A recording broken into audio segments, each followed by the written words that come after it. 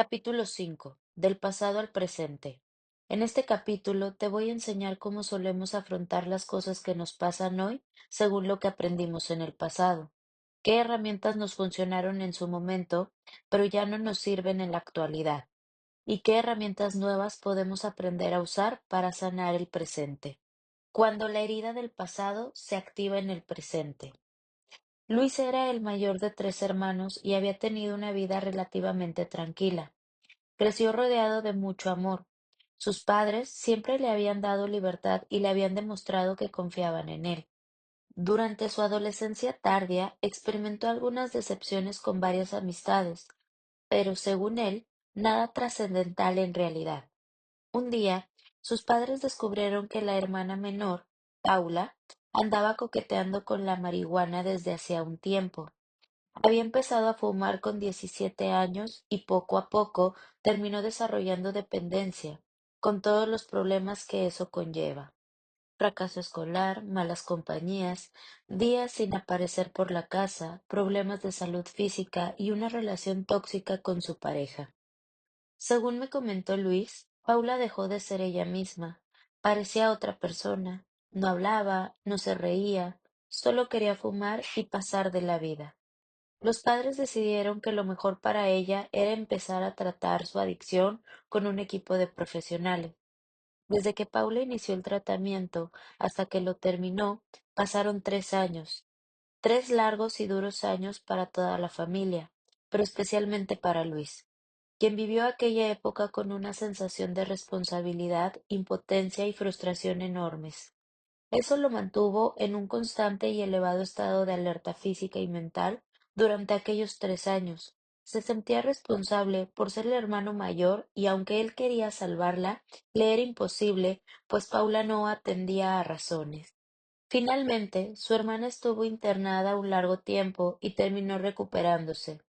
Se reincorporó a sus estudios y consiguió continuar con su vida lo mejor que pudo. Luis, por su parte, no salió indemne. Había sufrido una herida emocional importante. Nunca se sintió suficiente. Además, por aquel entonces se acababa de independizar con su novia, y como en cualquier comienzo, se tuvo que acostumbrar a muchas cosas nuevas, entre ellas, a organizar sus ingresos y gastos, lo que en alguna ocasión le supuso dificultades para llegar a fin de mes. Sus padres no tuvieron ningún problema en ayudar económicamente a su hijo, pero él sabía que en el centro en el que estaba ingresada su hermana era muy caro, porque escuchaba a sus padres hablar de préstamos y deudas, y no quería que tuvieran una carga económica más.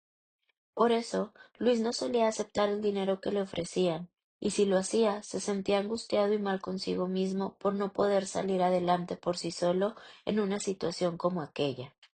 Toda esta experiencia vital afectó profundamente a su percepción de valía personal. Además, hasta que sus problemas financieros se solucionaron, Luis tuvo la sensación de ser una carga más en la familia. Es probable que el chico creciera con un apego seguro y que tras la enfermedad de su hermana, éste cambiara seguramente a uno tipo ansioso. El día que Luis vino a verme a consulta, presentaba nerviosismo, insomnio, tristeza y agobio por el futuro. Estuvimos trabajando en su historia para que él pudiera entender el origen de su malestar, que no estaba ni en la infancia ni en la adolescencia, sino en 4 años atrás. En el momento en el que Luis lo comprendió todo, rompió a llorar de alivio. Por fin se entendía a sí mismo. Las personas que acuden a mi consulta vienen para trabajar su PE, y mi misión es acompañarlas por las profundidades de su inconsciencia y ayudarlas a conectar esa parte con su PAN. Tras aquellas sesiones, Luis comenzó a sentirse algo mejor. Al final, tenía el porqué de todos sus problemas presentes. Sin embargo, un día apareció en la consulta con una crisis de ansiedad. Se había notado una serie de manchitas flotantes en la visión, y había hecho lo peor que se puede hacer en estas situaciones, mirar en Internet. Tengo miedo de tener un glaucoma. He leído que las manchas pueden ser un síntoma de glaucoma y mi abuelo tenía glaucoma. Es posible que yo lo haya heredado, me dijo preocupado. Pero Luis, las manchas en la vista pueden ser por muchos motivos. Ya sabes que muchas veces nuestro cerebro activa mecanismos de defensa que nos hacen ponernos en lo peor solo por estar preparados, si lo peor sucede. Pero que pueda suceder no significa que vaya a suceder. Y esto es así. Pasamos parte de nuestra vida gastando energía sufriendo por cosas que nunca van a pasar. A este fenómeno se le llama catastrofismo. Más adelante lo veremos con detenimiento. Lo sé, pero no lo sé. Estoy preocupado. He tenido cita en el oftalmólogo. Muy bien hecho. Es mejor que lo miren y así te aseguras. Sí, también he notado que me pica mucho la piel. Es posible que sea por la humedad del ambiente en verano. Es posible, respondí y vacilé un momento. Estos síntomas podían estar relacionados con la tensión y el estrés, así que empecé a sospechar que lo que relataba Luis podía ser fruto de algo más emocional. Podríamos estar hablando de síntomas psicomáticos consecuentes de alguna herida del pasado. Oye, cuéntame qué has hecho estos días. Pues estudiar para las oposiciones y poco más. ¿Y qué tal lo llevas? Bueno, ahí voy, respondió fijando una mirada triste en un punto del suelo. Siento que nunca voy a conseguir la plaza. Tengo 33 años y no he cotizado nada en el Seguro Social. La cosa iba cogiendo forma. Por fin empezábamos a adentrarnos en la posible causa de su malestar. Siento que no pertenezco a ninguna parte, siguió. Me contó también que dado que su novia era la única que trabajaba, sentía que seguía siendo una carga a nivel económico y que aunque era algo que la pareja había hablado y negociado 1000 veces de mutuo acuerdo, a él le angustiaba no poder contribuir a los gastos del día a día. La pareja iba sobrada de dinero, pero aún así, él sentía que debía hacer algo. Qué interesante. Años atrás, a Luis le había quedado la sensación de que debía hacer algo útil, y hoy seguía igual. Era como si esa conducta no se hubiera terminado de ejecutar y él no hubiera salido de ahí. Conocía la historia de Luis y sabía perfectamente que su herida estaba relacionada con la baja percepción de su valía personal, así como con la sensación de ser una carga. Si relacionaba lo que me estaba diciendo con lo que ya sabía, eso me llevaba a una conclusión muy potente. Me acababa de confesar que se sentía una carga y que no pertenecía a ninguna parte, justamente lo que sintió aquellos años traumáticos. Es posible que Luis hubiera activado su herida emocional sin darse cuenta. La vida de un opositor es dura. Se pasa años y años intentando obtener una plaza, que además de brindar un medio con el que ganar dinero, le da oportunidad de sentirse útil a quien desempeña sus tareas. El trabajo también da, de alguna manera, una identidad. Sentirse útil le da un sentido a la vida, y eso era algo que Luis necesitaba para poder paliar el daño de su herida, la frustración de no verse suficiente para ayudar a su hermana. Y Luis más bien sentía todo lo contrario. Todavía no había encontrado su lugar en el mundo. Su día a día era una especie de limbo. El chico había convivido con su herida emocional latente durante un tiempo, pero ahora esa herida estaba empezando a asomar a través de síntomas que no parecían tener una relación directa con el problema. Luis activó su sistema simpático tras haber estado dándole vueltas al tema de las manchas en la visión, y eso lo llevó a sentir miedo. Este miedo localizado activó otros miedos, como el de no conseguir sacar la plaza nunca.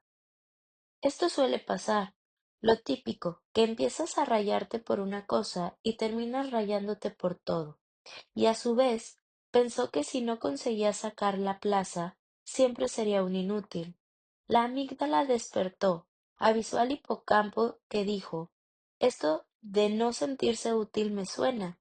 Las redes neuronales sacaron los archivos de la herida emocional de mi paciente, activaron las emociones asociadas al recuerdo y ¡pum! Crisis de ansiedad para Luis. Aunque su hermana ya estuviera bien y el muchacho tuviera una vida tranquila, la situación actual le había evocado unas emociones capaces de activar su herida emocional. Luis no sabía ni cómo ni por qué se sentía así. Su mente no le mostraba una relación directa entre el recuerdo como tal y sus síntomas actuales. Esto es normal. ya que las heridas se guardan en el inconsciente y a veces solo somos conscientes de las emociones asociadas al recuerdo, pero no al recuerdo en sí. Por eso, aunque éste se conserve, no somos capaces de relacionar el dolor del presente con el dolor del pasado.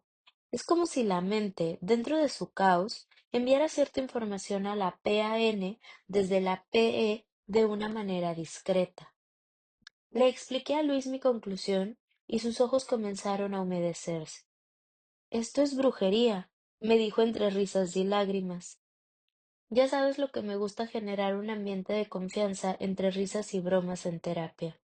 Los pacientes me lo agradecen porque sienten que el humor les permite encajar mucho mejor las cosas. El joven supo lo que su herida significaba y de qué manera se había activado.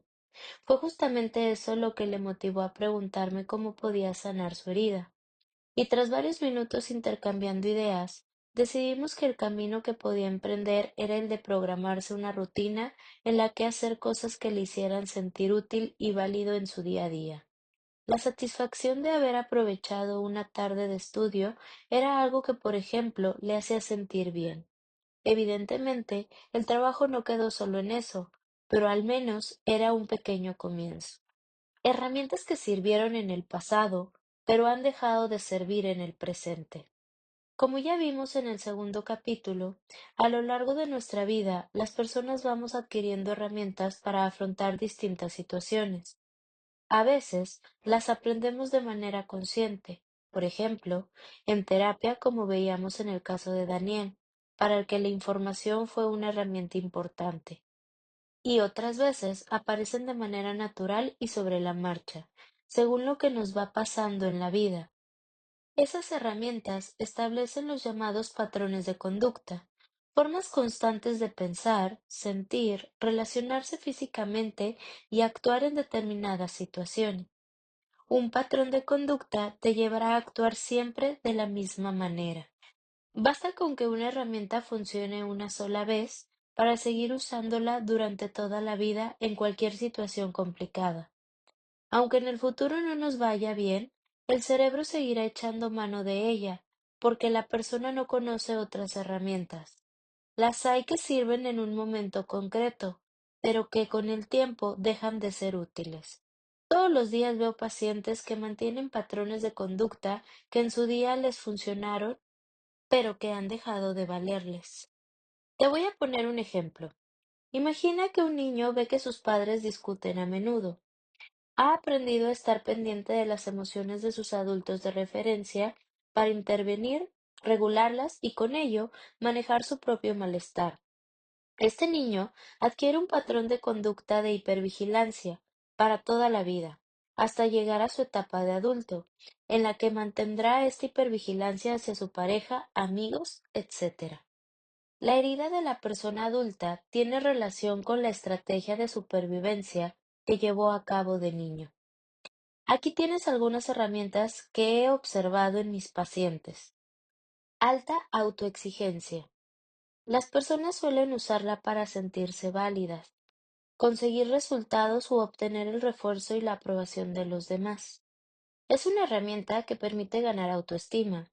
Cuando las personas que han sido autoexigentes no están haciendo nada productivo, por ejemplo, están descansando, suelen sentir malestar porque inconscientemente asocian cumplir sus autoexigencias con el bienestar. Procrastinación. Dejar las cosas para más adelante se suele usar para evitar sentimientos de incomodidad y posibles fracasos. Las personas que la ponen en práctica suelen apartar tareas que les suponen cierta carga mental o emocional y se centran en actividades cuyo resultado saben que les resulta agradable. Rumiación.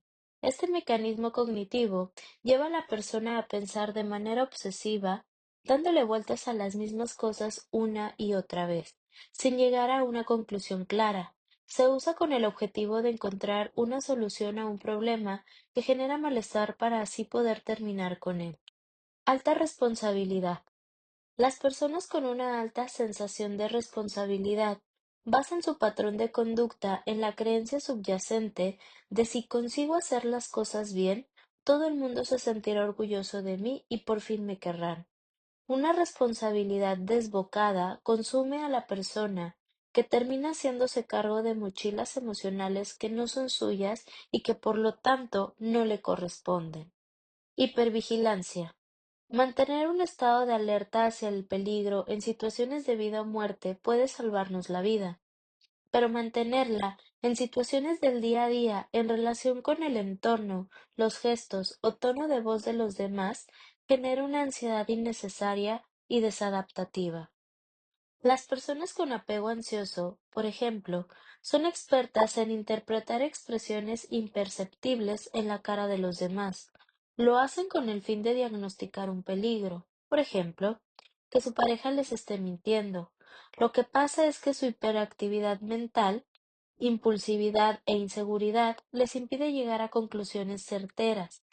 Si aprendieran a manejar esta habilidad desde la tranquilidad, serían unos cracks interpretando los comportamientos no verbales de las personas.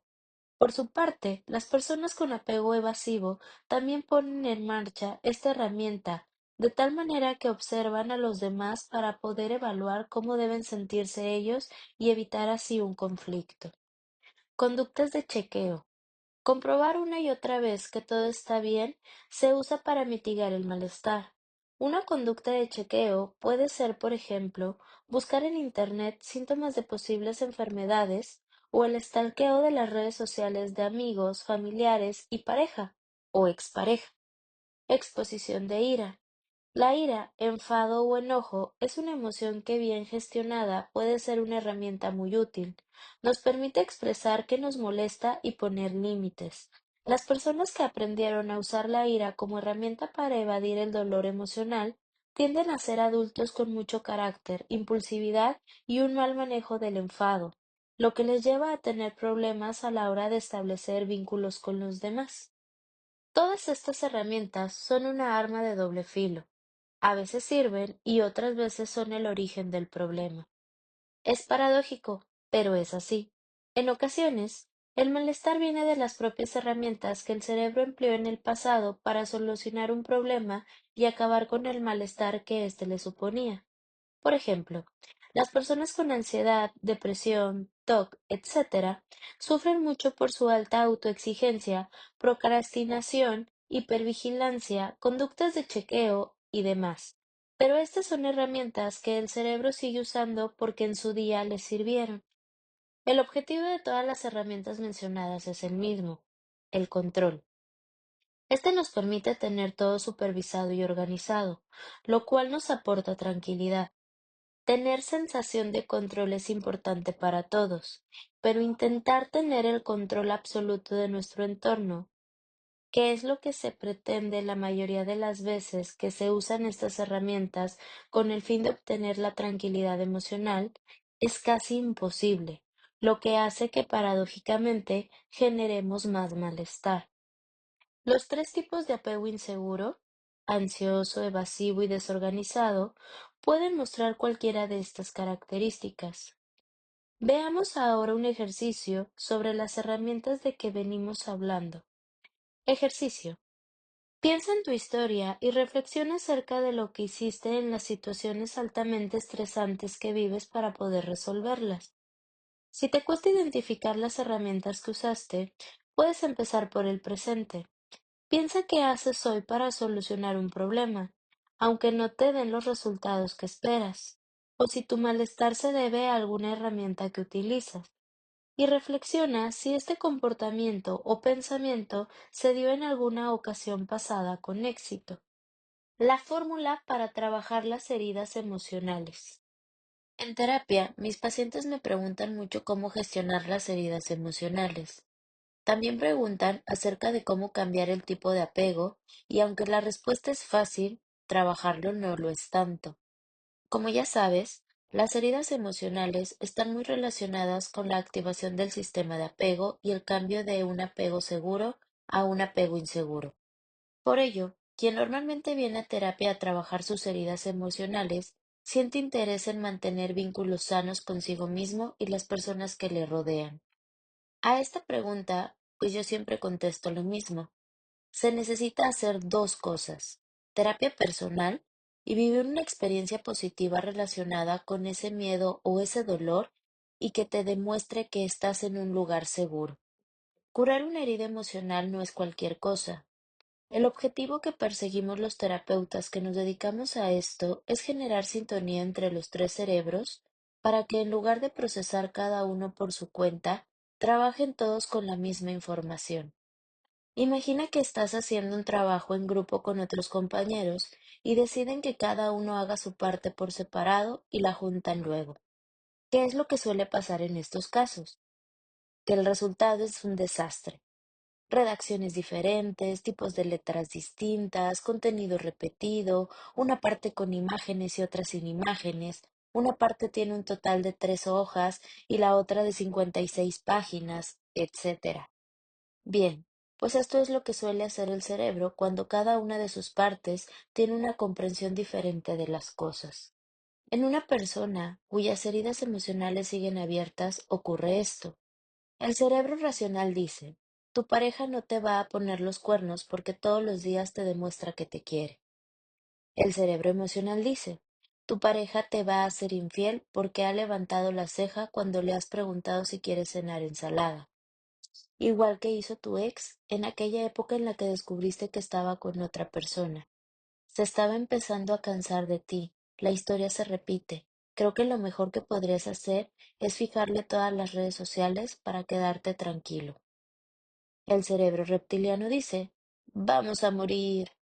En una persona cuyas heridas emocionales han sido sanadas ocurre esto otro.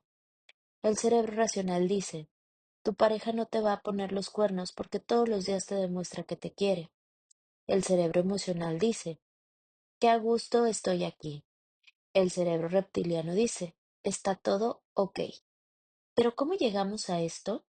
Aunque hay técnicas muy complejas y especiales para estos casos como el EMDR, desensibilización y reprocesamiento por movimientos oculares, siempre es altamente recomendable emplear juntos a otras herramientas más habituales, como por ejemplo el trabajo cognitivo-conductual, centrado en el trauma, que son a las que me voy a referir a mayor escala en este libro, a modo de pequeñas píldoras de conocimiento. El manejo de los celos desde la teoría de la herida emocional. Quiero que veas conmigo el caso de Lourdes, una chica de 28 años con problemas para manejar los celos en su relación actual, y cuya herida emocional está relacionada con la humillación que le supuso vivir una infidelidad por parte de su expareja.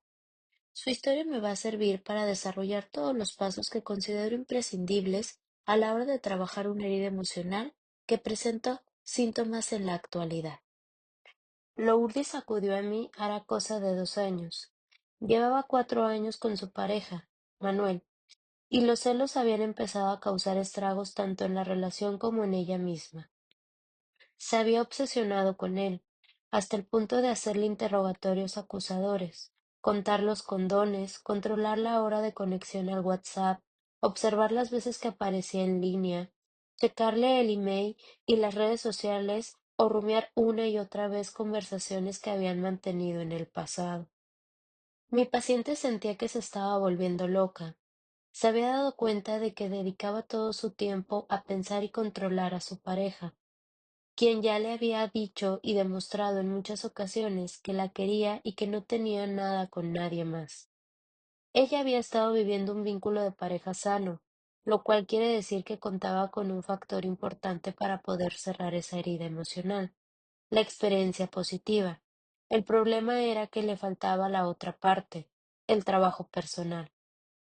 Los celos llevaban un tiempo adueñándose de su vida, y si no actuábamos pronto, el vínculo entre ella y su pareja podía volverse tóxico y hacer aún más grande su herida emocional, algo que en el hipotético caso futuro en el que Lourdes ya no estuviera con Manuel, le perjudicaría igualmente en sus relaciones. Su trabajo personal duró más de un año, tiempo que dedicamos a los siguientes pasos. 1. Comprender la propia historia. Para mí es imprescindible realizar una línea de vida o eje cronológico con los sucesos personales, ya que devuelve a nuestra mente consciente situaciones que creíamos olvidadas. Se puede hacer con la ayuda de fotografías. Personalmente, es una herramienta que la uso muchas veces. Cuando quiero encontrarle el sentido a algo de lo que me pasa hoy, voy a casa de mis padres y repaso todas las fotos, no importa las veces que ya las haya visto antes. Esto me devuelve recuerdos y pensamientos que me ayudan a seguir tirando del hilo. Y es curioso, porque aunque siempre me voy con la sensación de haberlo descubierto todo, cada vez que hago el ejercicio, aparece un nuevo recuerdo. Observar mi pasado y determinar de qué manera me afectó y condicionó es algo que me resulta muy útil. Antes de conocer a su pareja actual, Lourdes tuvo una relación tóxica en la que su ex le ponía los cuernos una y otra vez, generando así una herida emocional en ella. En esas situaciones del pasado, mi paciente aprendió que controlar a su pareja evitaba un malestar peor, sentirse humillada por una infidelidad.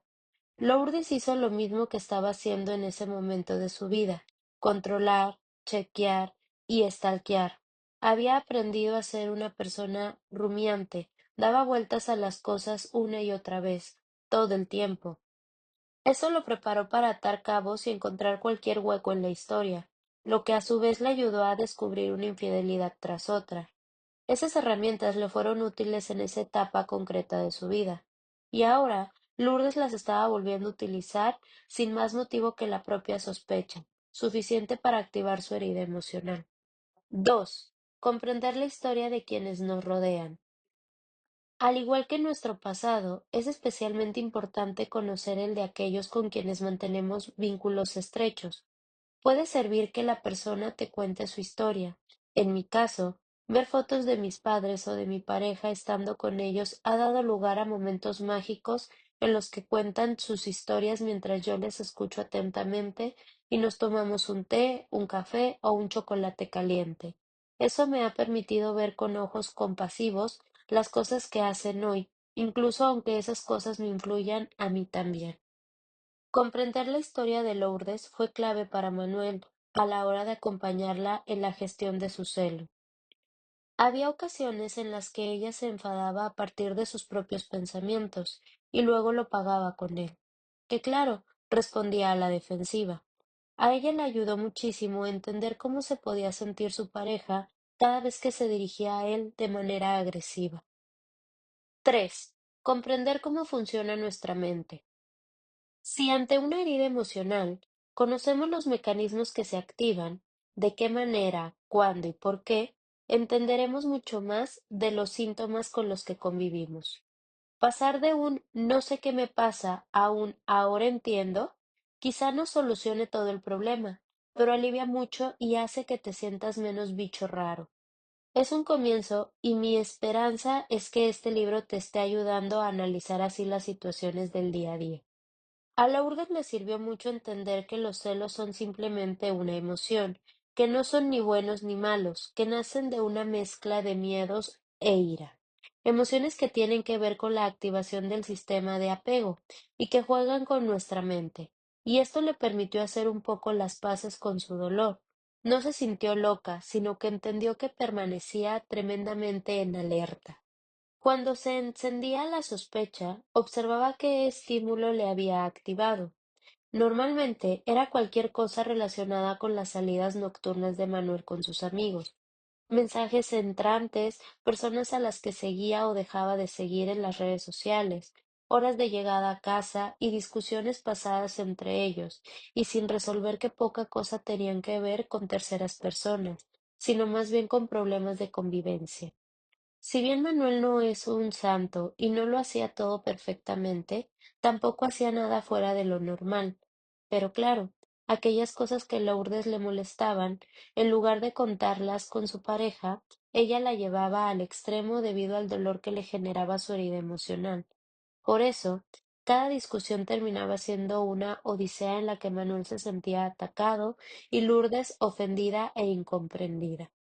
Para entender cómo funciona la mente en esas situaciones, mi paciente seguía estos pasos.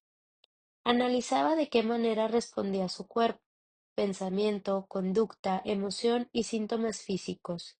Se acordaba de la metáfora de triángulo y del sesgo confirmatorio, que ya leíste en Me quiero, te quiero. La tendencia a favorecer buscar, interpretar y recordar la información que confirman las propias creencias previas, obviando otras alternativas.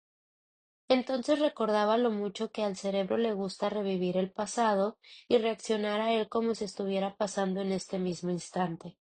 Ahora ya sabes por qué sucede esto. Caí en la cuenta de los estragos que le causaba el fenómeno del catastrofismo, concepto que te explicaré más adelante. Y al final, veía la facilidad con que reforzamos conductas y pensamientos que hacen que el ciclo del chequeo vaya a más, volviéndonos adictos a él. 4. Identificar las herramientas que ya no nos sirven pero que seguimos empleando. Esto se suele hacer con la ayuda de un terapeuta que relacione los síntomas que presentas con tu propia historia. En el caso de Lourdes, ella había desarrollado un apego ansioso tras su pasada relación tóxica y había aprendido a estar hipervigilante por el miedo a ser abandonada, rechazada y humillada de nuevo. Las mismas herramientas que usó entonces las siguió usando en la relación con Manuel, para que ese hipotético abandono no sucediera. El problema era que ahora las estaba empleando para una situación que no era para nada amenazante, por lo que le generaban más dolor y sufrimiento. Era como si estuviera intentando matar el hambre con las ganas de comer. Todo empieza con una preocupación debida a algo que has visto u oído. Mensajes entrantes, horas de llegada a casa, redes sociales, etc. Aumenta la ansiedad y el malestar. Tu cerebro busca algo rápido que elimine la ansiedad y te haga sentir bien. Tu cerebro elige stalkear como modo de encontrar respuestas y calmarse. El stalkeo te aporta control sobre la situación. La ansiedad y el malestar desaparecen. Tu cerebro entiende que stalkear es una buena solución para acabar con el malestar. Pasa el tiempo y esta fase se irá acortando cada vez más y el ciclo se seguirá repitiendo una y otra vez. Aunque al principio la fórmula funciona y genera calma, con el tiempo el ciclo se refuerza, el malestar aumenta y la herramienta aprendida, stalkeo, sabe a poco, es como una adicción. La persona necesita otra herramienta, casi siempre relacionada con el control, para poder generar bienestar de manera rápida. Las personas que ejecutan el ciclo del chequeo suman otro malestar. Consideran que moralmente no le están haciendo bien. No está bien no confiar en la pareja y costillar sus cosas sin que se entere. 5. Analizar costes y beneficios de esos patrones de conducta. La idea es determinar exactamente en qué herramientas tiene que hacer hincapié. Así Lourdes se dio cuenta de que debía abandonar las conductas de chequeo de una vez por todas. Le resultó muy difícil porque es algo a lo que, como ya sabes, terminamos desarrollando adicción, pero lo consiguió. Cada vez que le entraban ganas de controlar algo, recurría a la técnica del tiempo muerto, es decir, se evadía completamente de esa situación y se ponía a hacer cualquier otra cosa incompatible con el chequeo. Por ejemplo, se iba al gimnasio, se ponía a cocinar, se iba a casa de su madre, etc. Para ponérselo a sí misma algo más fácil, apagaba el móvil y lo dejaba en otra habitación. 6. Aprender a vivir en el presente. Nuestra mente tiende a proyectarnos al pasado o al futuro. Cuando nos transporta al pasado, tendemos a rumiar cosas que podrían haber sido y no fueron, cosas relacionadas con la responsabilidad, la culpa, el fracaso. Repetimos esas situaciones de nuestra cabeza una y otra vez y nos mantienen en un tiempo que ya no volverá, impidiéndonos vivir y disfrutar del presente.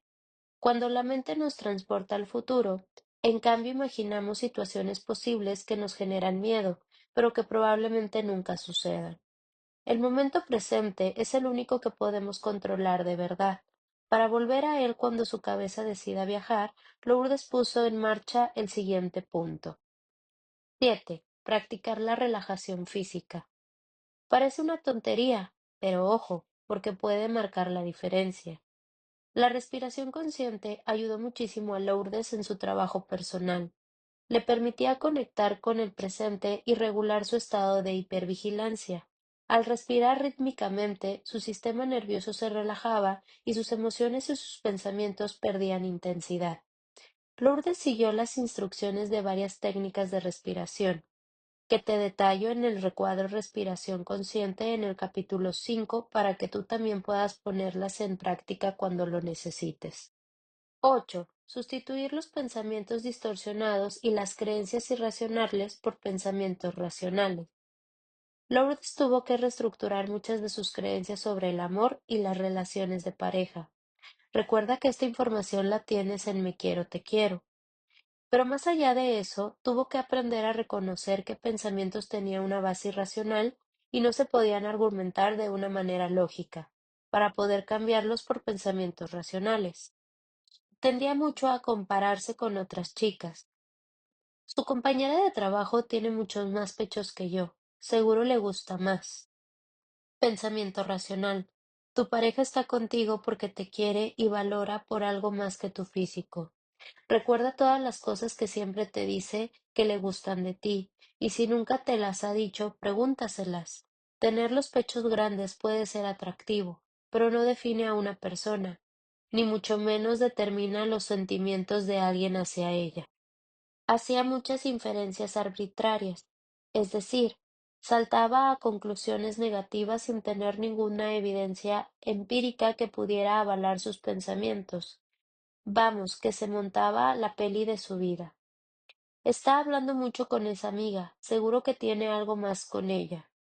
Pensamiento racional. Las personas pueden tener amigos y amigas mientras están en una relación de pareja. No son vínculos exclusivos entre sí. Además, hablar con alguien no implica querer tener una relación sexual o de pareja con esa persona. Nunca sube fotos conmigo a las redes sociales. Eso es porque no me quiere. Pensamiento racional. Las redes sociales no son la vida real, y el amor se demuestra de muchas formas más importantes y relevantes que publicando una foto en perfil de Internet. Que no te exhiba en sus redes sociales no es motivo suficiente para pensar que tu pareja no te quiere. Descalificaba las cosas buenas que tenía.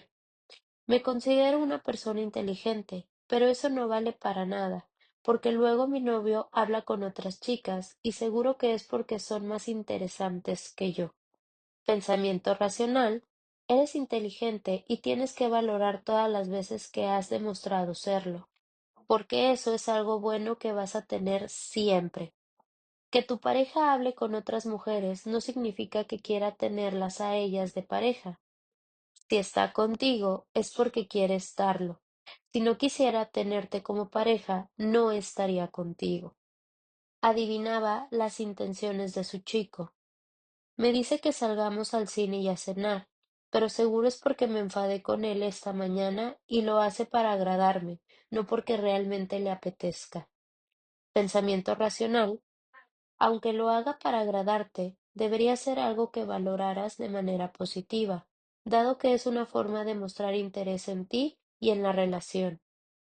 Si quieres sacar pegas a todo, puedes hacerlo. Es fácil, solo tienes que atribuirle malas intenciones a cada gesto. Pero, ¿por qué tendría malas intenciones contigo alguien que te quiere y te lo está demostrando? Yo creo que puedes simplemente disfrutar y ya está. 9. Aprender a manejar y regular las emociones. Para esto no es importante tener un conocimiento amplio del mundo de las emociones en general, pero sí un conocimiento amplio de tus emociones. Para ello, Lourdes y yo trabajamos en dar respuesta a las siguientes preguntas. Cuando aparecen esas emociones que te resultan desagradables, respuesta de Lourdes. Cuando siento que mi pareja me puede estar ocultando algo. ¿Qué notas? Respuesta de Lourdes. Malestar. ¿Qué nombre le pondrías? Si no le tienes muy claro, podrías decir con qué emociones suele estar relacionado eso que notas. Respuesta de Lourdes. Celos, ira, miedo. ¿Dónde las notas? Respuesta de Lourdes. En el pecho. Sentir esas emociones en el pecho nos indica que Lourdes tiene sobreactivado el sistema simpático y que está generando estrés. El dolor del pecho es un síntoma típico de la ansiedad.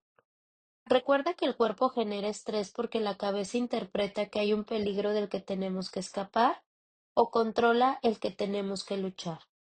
Esta reacción tiene mucho sentido si tenemos en cuenta que las emociones de Lourdes están relacionadas con el miedo. Además, se sabe que por inercia el miedo activa unas zonas cerebrales capaces de activar a su vez la zona cerebral de la ira como un péndulo de escritorio. ¿Es la zona del cuerpo en la que sientes malestar habitualmente? Respuesta de Lourdes. Sí. ¿Sabes para qué sirven esas emociones y qué es lo que están haciendo en el momento en que aparecen? Respuesta de Lourdes. El miedo sirve para alertarme de un peligro que creo que está sucediendo. En este caso, que mi pareja me abandone y la ira está ahí para defenderme de ese peligro. ¿Desde cuándo las notas? Respuesta de Lourdes. Desde que pienso que mi pareja me engaña. ¿Cómo crees que te están afectando? Respuesta de Lourdes. Me condicionan a enfrentarme a mi pareja. Al sentir celos, mi cerebro relaciona lo que ocurre en ese momento con lo que viví en el pasado, mi herida emocional. Y como fue algo muy doloroso para mí, ahora pretende defenderme de este peligro mediante las emociones. Mi cerebro considera a mi pareja mi fuente de malestar, ergo mi enemigo. Por eso tengo con él una conducta agresiva. ¿Puedes encontrar alguna manera de solucionar la situación sin dejarte llevar por las emociones? Respuesta de Lourdes. Cuando identifique esas emociones, tengo que calmarlas antes de actuar. ¿Cómo puedes regular su intensidad? Respuesta de Lourdes. Puedo llorar y descargar lo que siento, salir y dar la vuelta, escribir lo que pienso y siento para verlo con otra perspectiva, practicar la respiración 4-4-8, comentar con mi pareja lo que me pasa. Todo eso me ayudará mejor que enfrentarme a él de manera impulsiva o repetir conductas de chequeo. Evidentemente, Lourdes vio estas respuestas tras haber estado trabajando en varias sesiones psicoeducativas de las emociones. 10. Modificar las conductas que generan más costes que beneficios. En este punto, tratamos de aprender nuevas pautas de conducta ante las situaciones en las que más vulnerables nos sentimos. Lourdes aprendió a calmarse antes de iniciar una discusión con su pareja. Expresar sus emociones sin miedo a sentir que estaba haciendo nada mal y sin miedo a sentirse juzgada por su pareja o por ella misma. No percibirse como una persona tóxica, dado que entendió que el problema no era ella, sino lo que le había aprendido en el pasado. Exponer sus preocupaciones de manera asertiva sin atacar a su pareja. 11. Potenciar la autoestima. Con todos estos puntos que trabajamos previamente, Lourdes ganó muchísima confianza en sí misma, pero aún le quedaba lo más importante, tratarse con compasión, algo que veremos en el último capítulo, el más mágico del libro. No hagas trampas y sigue leyendo en orden. Verás que así todo tiene mucho más sentido. Ahora mismo, Lourdes se encuentra mucho mejor y nos vemos de vez en cuando en consulta de seguimiento, en las que hablamos sobre las situaciones que se dan en la relación y separamos algunos aspectos importantes. Hasta el momento, sigue felizmente emparejada con Manuel, quien fue de gran ayuda durante el proceso de trabajo personal de Lourdes, ya que hizo lo posible por entenderla y aportarle la tranquilidad y confianza que necesitaba, sin actuar a la defensiva ni invalidar su estado emocional. Respiración consciente. Es algo que nos devuelve mucho al presente. Ya sabemos que la respiración es una técnica que sirve para relajarnos físicamente, pero también sirve para relajar nuestra mente. Cuando respiramos de forma consciente, podemos parar aquellos pensamientos que nos atormentan, evadirnos de ellos y pensar, ¿qué está pasando en este momento? No en mi cabeza, sino en este momento. Cuando somos conscientes de nuestra respiración, de nuestro cuerpo y de las cosas que nos rodean, nos anclamos al presente, como cuando llegamos a casa tras una noche de fiesta y desenfreno. Nos acostamos en la cama y todo nos da vueltas, pero luego ponemos un pie en el suelo y parece que nos estabilizamos un poco. Estoy en mi cuarto. No está pasando absolutamente nada malo. No estoy en peligro, con lo cual delante de mí no hay nada a lo que tenga que enfrentarme. Todo está en mi cabeza. En el siguiente apartado te explico un poco más sobre cómo trabajar esos pensamientos que atormentan, pero ahora veamos cómo practicar la respiración consciente. La técnica del 4-4-8. Aquí tienes los pasos para llevar a cabo esta sencilla técnica. Paso 1. Coge aire por la nariz lentamente hasta llenar los pulmones. Puedes contar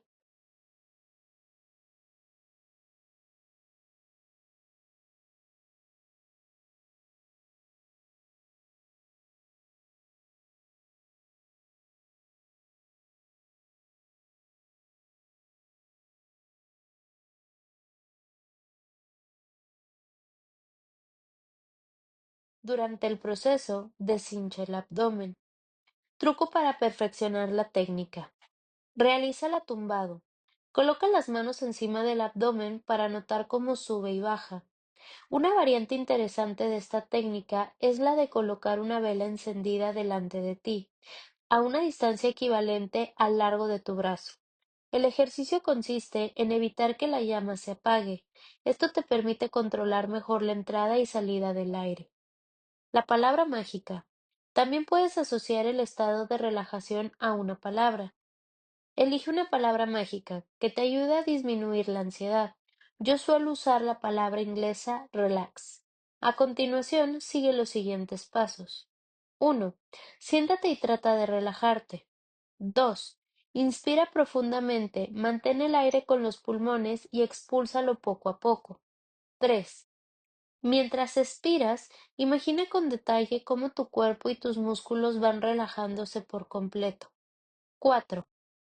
Vuelve a inspirar profundamente y en la siguiente expiración di muy despacio para tus adentros la palabra relax. 5. Cuando llegues a la X, debes haber recorrido todo tu cuerpo mentalmente, relajándolo. 6. Repite el ejercicio cada vez que tengas ocasiones. Verás que poco a poco tu palabra mágica se hace más efectiva. ¿Para qué sirven las emociones? Para que como Lourdes puedas entrenarte en el manejo de tus emociones, te voy a dejar por aquí un conocimiento imprescindible. El objetivo de cada una de las emociones básicas.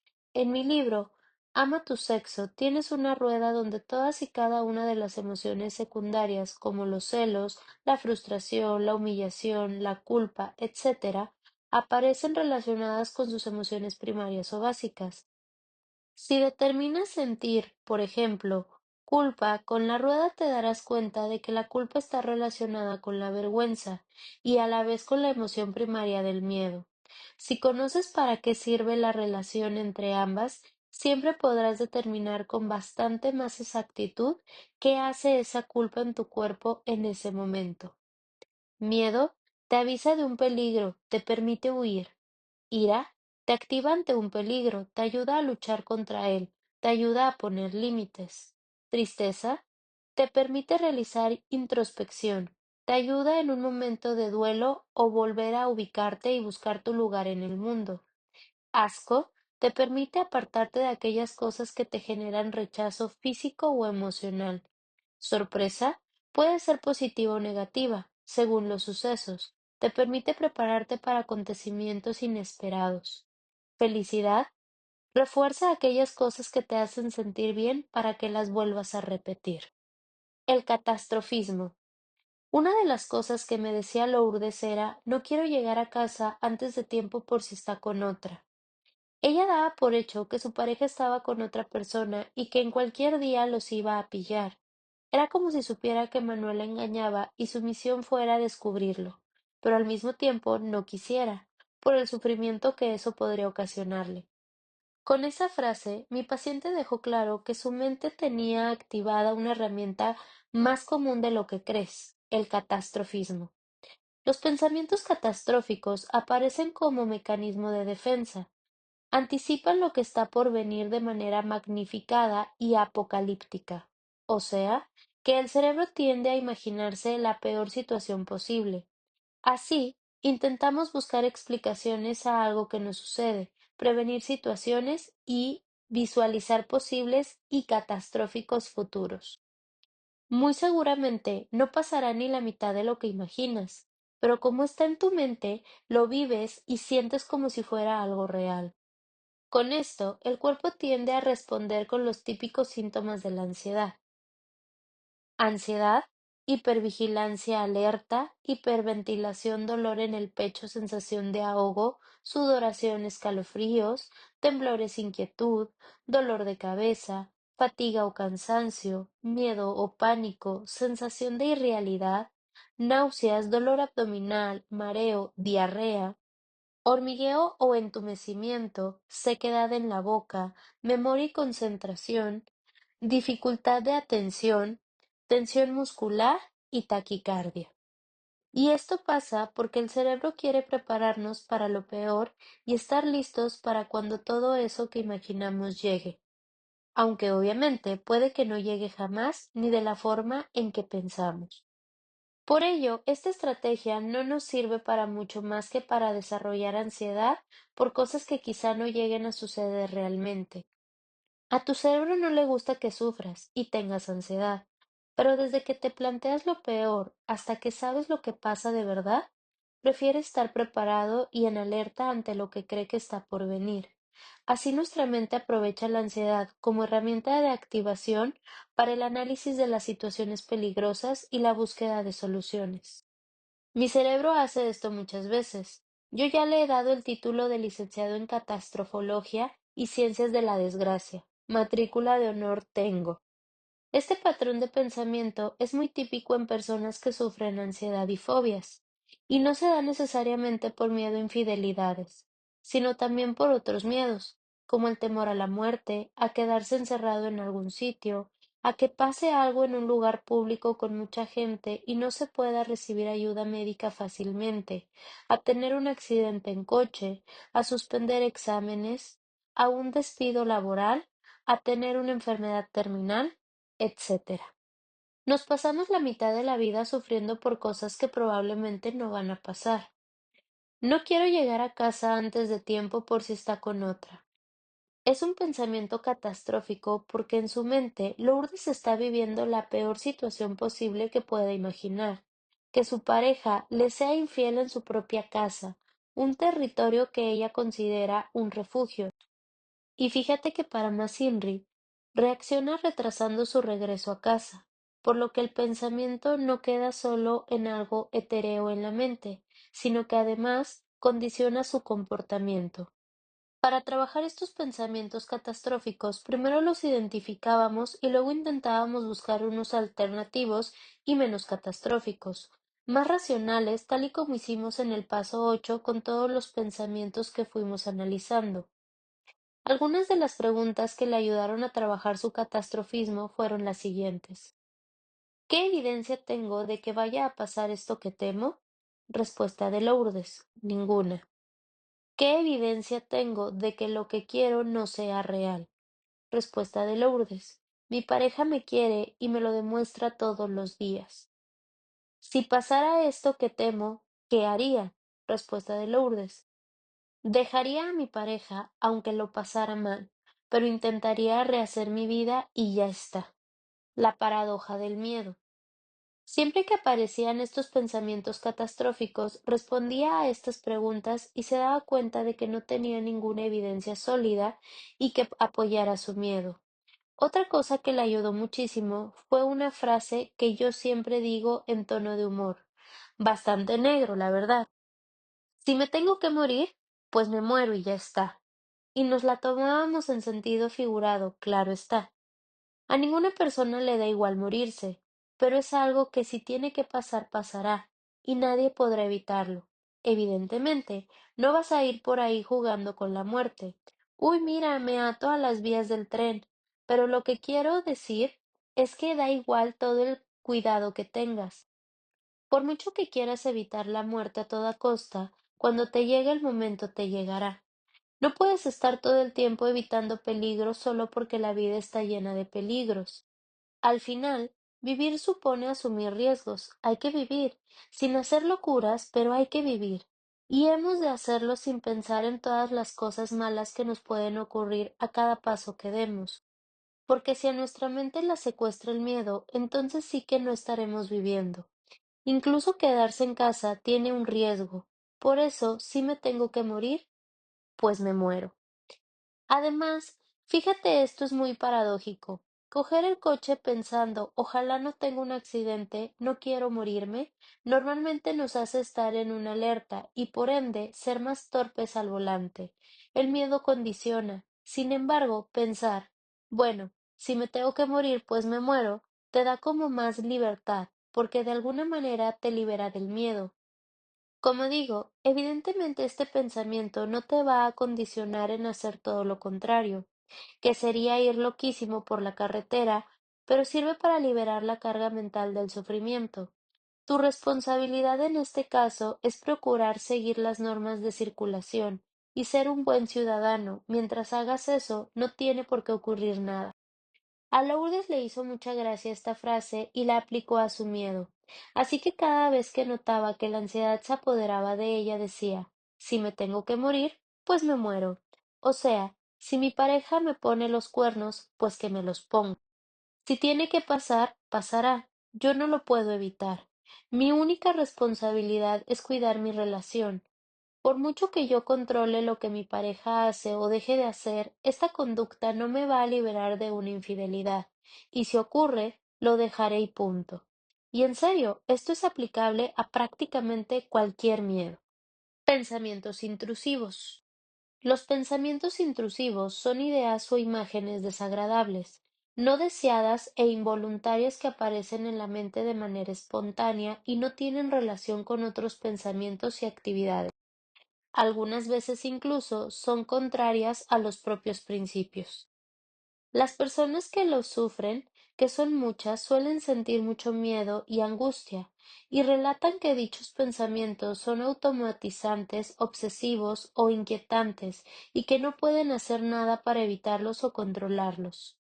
A menudo, estas personas tienen la sensación de estar volviéndose locas, dado el nivel de activación fisiológica, conductual, emocional y cognitiva que les provoca el pensamiento intrusivo, pero nada más lejos de la realidad. Precisamente, ser consciente de este estado es un indicador de buen pronóstico. Algunos pensamientos intrusivos están relacionados con agresiones a un ser querido, conductas sexuales o delitos. Son cosas que sabes perfectamente que no harías jamás, pero cuya idea aparece de manera espontánea, y el solo hecho de pensarlo provoca mucho malestar. Otro caso de celos, en esta ocasión retrospectivos, es el de Jesús, un chico de 42 años, con Sonia de 40. Él llevaba 17 años, prácticamente desde el principio de la relación, sintiendo celos retrospectivos de un ex de su pareja porque un día ella le dijo que le recordaba un poco a él. Desde entonces, la cabeza de Jesús no paró en darle vueltas. Investigó al ex, vio fotos de él, comenzó a sentir que esa persona era más guapa, más lista y más interesante que él. Mi paciente me contaba que aunque la relación de pareja actual que tenían era muy buena y que Sonia era un amor, él se sentía bastante inseguro cuando estos pensamientos aparecían. Cuando siento esos celos sin motivo, me muestro distante, me contaba. Ante eso, Sonia se da cuenta y me vuelve a decir lo mismo que me dice siempre para tranquilizarme, pero en ese momento no me sirve. Fíjate, aunque Sonia estaba haciendo genial el acompañamiento, Jesús no se sentía tranquilo. Eso se debía a que nunca había hecho trabajo personal, que era la pieza clave que le faltaba. Cuando me pongo a pensar, me vienen imágenes horribles a la cabeza que desearía no tener. ¿Cómo cuáles? Pregunté. Me los imagino a ellos en la cama. Y cuando te vienen esos pensamientos, ¿lo haces sin más o hay algún estímulo que lo dispare? Vienen solos, sin más. Se desmoronó. Llevaba años luchando contra esos pensamientos y ya no sabía qué hacer para que su cabeza no se los mostrara más. Se recompuso como pudo y siguió. Aunque he de confesar que no siempre fueron espontáneos. Todo empezó con comparaciones y tardes enteras retroalimentando conscientemente toda esa movida. Bueno, ahí teníamos la clave. Este parecía ser un caso complicado, teniendo en cuenta que la rumiación era algo que llevaba ocurriendo desde hacía mucho tiempo, por lo que probablemente coger la raya en un principio y darle vueltas y vueltas fue un hábito que se había generado con el paso de los años, dando lugar a un mecanismo más que automatizado, pensamientos intrusos. Jesús y yo estuvimos trabajando muchas de las técnicas que ya has visto, pero en lo que respecta a los pensamientos intrusivos, hubo una herramienta que les sirvió muchísimo: ignorarlos.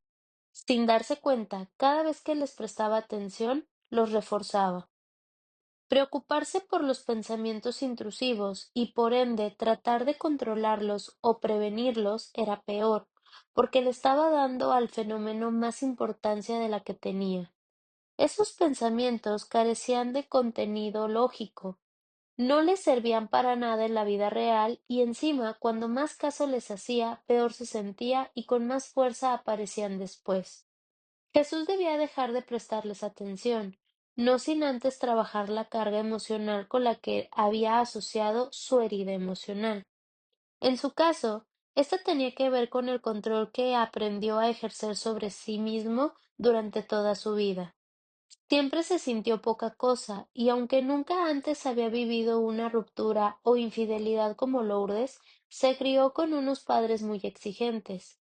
Querían que su hijo fuese alguien de provecho, así que con todo el amor del mundo y pensando que le estaban haciendo un favor, le apretaron las tuercas más de una vez. Efectivamente, Jesús fue un hombre de provecho. Terminó trabajando como médico cirujano en un hospital de mucho prestigio, pero no sin pagar un precio: la obsesión por controlar su entorno. Recurrió a esta herramienta para poder ser meticuloso en sus estudios. Consideró que controlar todo era parte de su éxito profesional. Así que bueno, tampoco era tan malo. El problema era que estaba usando ese mismo mecanismo para generar tranquilidad mental, algo que nunca llegaba porque, como ya te imaginarás, esa herramienta ya no servía, porque no es lo mismo manejar emociones que instrumentos quirúrgicos. Su mente intentaba controlar en todo momento toda la información, y cuando las cosas no salían como él esperaba, se venía abajo. Si su mente no se callaba cuando él lo deseaba o su ansiedad le podía, sentía mucho malestar. Esto en psicología se llama el malestar del malestar. Es decir, ya no solo te encuentras mal por lo que te pasa, sino por no saber gestionar lo que te pasa. Jesús, estos pensamientos tienen el peso que tú quieres darles. Me miró con una cara de escepticismo y me reí. Mira, sé que estás mal y es normal estarlo después de todo lo que me has contado que te pasa, pero has venido para sentirte bien y poder manejar estas situaciones, ¿no? Pues tienes que escucharme. En tu cabeza hay una cosa que es real en este momento y es cualquier cosa que estés pensando. No entiendo, logró decir. Sí, el cerebro no distingue entre realidad y ficción, y por ende cree que todas las movidas que te montas en la cabeza son reales. ¿Alguna vez la has pasado mal viendo una peli de miedo? Sí, respondió, atento con una mirada que delataba estar esperando ver hacia dónde quería ir con esa conversación. Bueno, pues eso es porque tu mente cree que lo que está sucediendo en la pantalla es real. Pero no solamente eso, te voy a explicar lo que hace tu cabeza en esas situaciones con una metáfora. Vale. Se incorporó en su silla, apoyó los codos en la mesa y miró fijamente el folio en el que yo, de manera torpe, comencé a dibujar un coche. Imagina que tu mente es una autopista por la que pasan miles de coches al día. Estos coches son en realidad pensamientos. ¿Sabes cuántos pasan a lo largo del día por nuestra autopista? ¿20? 60.000. Pero solo nos fijamos en dos o tres. ¿Por qué? Verás, tenemos una especie de barrera, como en las autopistas de verdad, que filtra qué coches son más o menos importantes. Si tú fijas tu atención en un coche concreto, por ejemplo, el azul, el resto te darán igual. Imagina que tú estás en el peaje, atento a los coches que pasan, y cruza por primera vez el coche azul. Este es un color muy bonito y como te gusta mucho, decides pararlo bajándole la barrera y empiezas a observar todos los detalles del coche. Das vueltas a su alrededor y piensas, oh, asientos de cuero, carrocería blanca, me encanta. Tiene 6 marchas, qué pasada. Cuando crees que has terminado de darle el repaso, subes la barrera y dejas que se vaya. Siguen pasando un montón de coches de todos los colores, naranja, rojo, verde, blanco, pero a esos no les bajas la barrera porque a ti te gusta el azul. Cuando ves un coche azul acelerándose de nuevo al peaje, te preparas y bajas la barrera otra vez para detenerlo. Parecería que ya lo habías visto todo, pero al parecer aún te quedan algunos detalles más que analizar. Una vez que lo has vuelto a repasar de arriba abajo, subes la barrera y dejas que el coche continúe su camino. Este proceso se puede volver a repetir tantas veces como quieras. El coche solo es un coche, pero tú, cada vez que lo paras, le estás dando un sentido diferente, lo que hace que cada vez que lo veas venir sientas la necesidad de bajar la barrera. Recuerda que el coche azul es el pensamiento al que le has dado un contenido emocional, pero tú decides si bajar la barrera o no. Entonces, ¿tengo que dejar de bajarle la barrera? Exacto. Cuantas más veces detengas ese pensamiento vacío o más vueltas le des, más carga emocional le aportas y más veces repetirá. ¿Crees que el cerebro se detendría a mirar un pensamiento que no le es relevante para él? No. Pues ahí lo tienes. Tras más de un año trabajando muy duro y con la ayuda de medicación al inicio de la terapia, Jesús consiguió liberarse de esos dichosos pensamientos, disfrutar más de su relación y poder sentirse en paz consigo mismo. Es cierto que aún hoy me confiesa que de vez en cuando ve de lejos el coche azul, y que aunque en algunas ocasiones le ha bajado la barrera, la mayoría de las veces deja que pase sin interacción con él. Como profesional, he de decir que me siento muy orgullosa de Jesús.